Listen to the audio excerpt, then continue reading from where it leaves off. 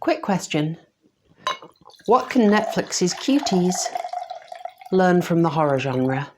So there is understandably huge public outrage over Netflix's film Cuties due to the overt sexualization of 11-year-olds that is contained throughout the film. Now, both Netflix and the film's director, Memuna Dokure, have defended Cuties by saying that it actually intends to criticize the sexualization of children that it depicts over and over and over again. Sounds legit. And I think all of it is cool. Yeah, I know. I didn't think it would be a controversial opinion either. Now, I am a horror channel, not a nonce hunting channel yet, but what I thought I could do is bring in some perspective on how the horror genre has handled this pretty unfilmable horror, the sexual exploitation and endangerment of children. To do this, we're going to be looking at Orphan, Hard Candy, The Little Girl Who Lives Down the Lane, Kids, and a Serbian film, because how could we not? I could cover more films, of course, but I think this selection actually gives you a nice spread of the various approaches that have been taken in the horror genre. So skip out now if you want to avoid any spoilers for those particular films.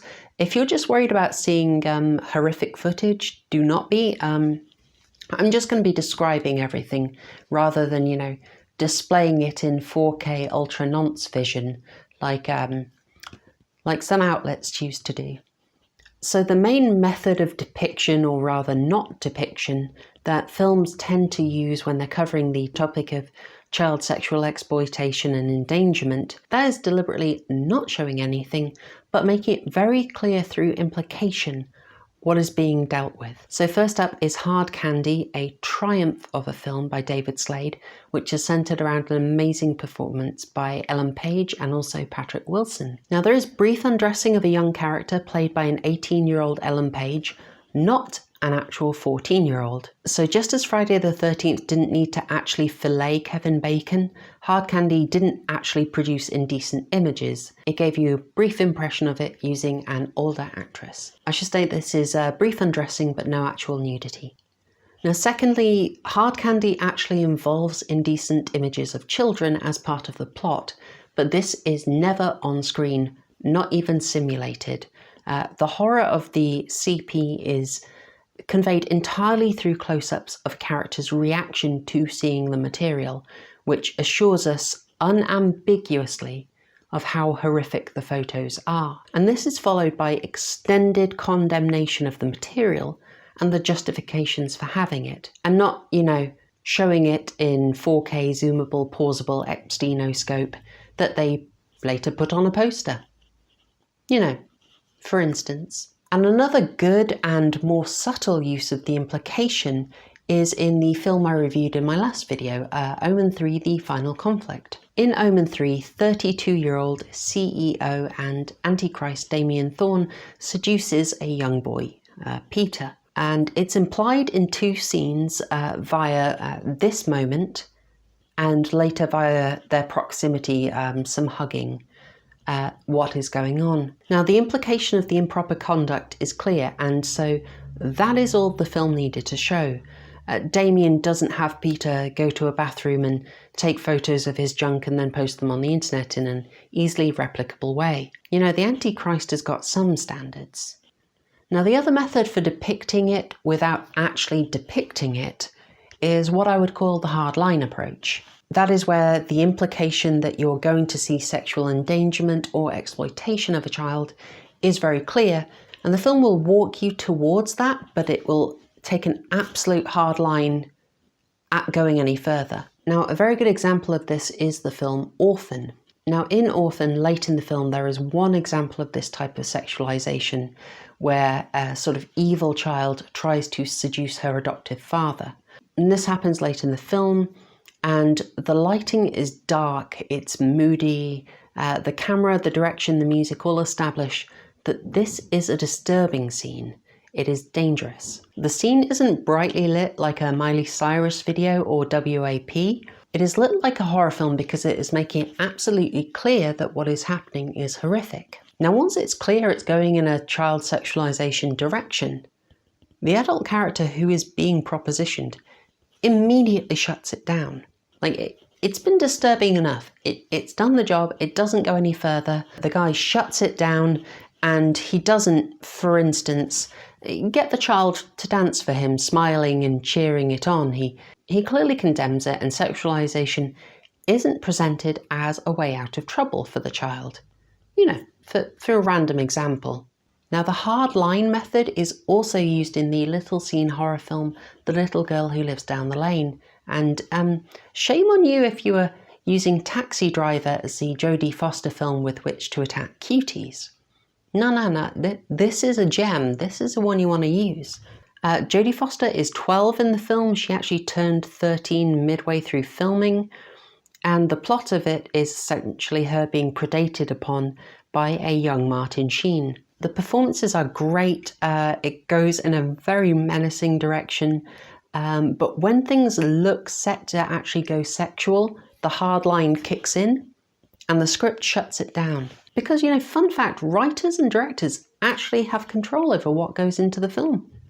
I know, I was amazed too. It turns out you can literally just not put filth in. Yeah, they establish the danger to a 12-year-old character, and then when it looks set to go sexual, they just stop it. You know, instead of hypothetically having a 12-year-old Jodie Foster flash the camera. Because, you know, that'd be pretty indefensible, wouldn't it? Now, there is another film that we can't ignore in this discussion, Larry Clark's Kids from 1993. And I know it's not actually a horror film, but we are going to cover it. What can I say? I am vast and contain multitudes. I'll also confess, I haven't rewatched Kids. It was pretty unpleasant on the first viewing. So Kids notoriously opens with a make-out scene between two young actors who look very young. It is extended. It is really uncomfortable. Director Larry Clark shows them making out, and it's absolutely excessive. However, it's also shot flatly, pretty unappealingly. There's no grand soundtrack. The lip-smacking sounds are, I felt, kind of heightened, which made it really quite gross. And the predatory intentions of the male character are established very clearly. There is no way you can watch that intro without feeling that something very wrong is happening. And because Kids establishes how wrong that is in the very opening scene, they don't need to return to it and, you know, fill the film with indecent and probably illegal material, and then claim to have been trying to critique that stuff all along in a shallow attempt to excuse their noncery. In Minecraft. Lastly and inevitably, a Serbian film. Now, I defend this film. A Serbian film is not the stupid, needless schlockfest that it was attacked as. Now, I've got no idea if it's the brilliant satire that the director claims, but it certainly was not stupid. And the reason I say that is that a Serbian film was brilliant at making me feel dread. It was very clever in generating a deep, disgusting unease that a DEFCON 1 Cuties situation was approaching. In short, the protagonist of the film is paid to film spicy scenes for a private bidder. In these disturbing scenes, a 12-year-old is often present, and the film establishes very clearly that the protagonist is being prepped to film with her directly. This is the pawn of Damocles that is hanging over his head. He is feeling the threat of it. He is dreading it. It's throughout the film, and it is stomach-churning. It is really unsettling. Now, spoilers, he never actually rails her like a vending machine with a stuck can of Fanta.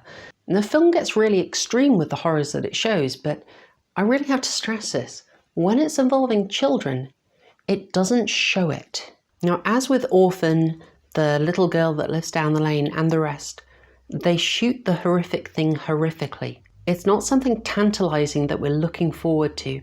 It doesn't have dazzling lights, loving close-ups, and a hyped soundtrack. All these films established throughout with the script, with the direction, the lighting, the music, they established that sexualizing children is evil and dangerous, instead of showing it as glamorous and making 11-year-olds twerking a matter of personal choice. This is where Cuties is morally far, far below a Serbian film. In Cuties, the protagonist drops out of the twerking route because she decides it's not right for her personally, not that it's wrong. Saying that sexualizing children is bad if the characters decide it's not for them, but you know, it's fine if they want to carry on as an individual choice that they've made. That isn't liberating choice feminism, taking another bold step to overthrow the patriarchy. That's a nonce marketing strategy. It's just kind of amazing that Netflix and all the other providers have yanked a whole load of content that they decided was racially insensitive or otherwise offensive, and then Cuties is a hill that they die on. Just astounding. Astounding. Will it work? Je sais pas.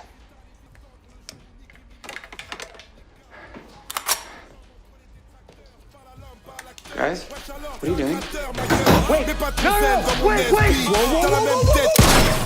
Well, thanks for watching. My channel is now probably on a list, and probably you are too. But you know, subscribe anyway, it's all good. And I promise you the next video is going to be nice and wholesome. Just decapitations, disembowelings, none of this deviant stuff. That's all from me for now. Thanks y'all. Tschüss.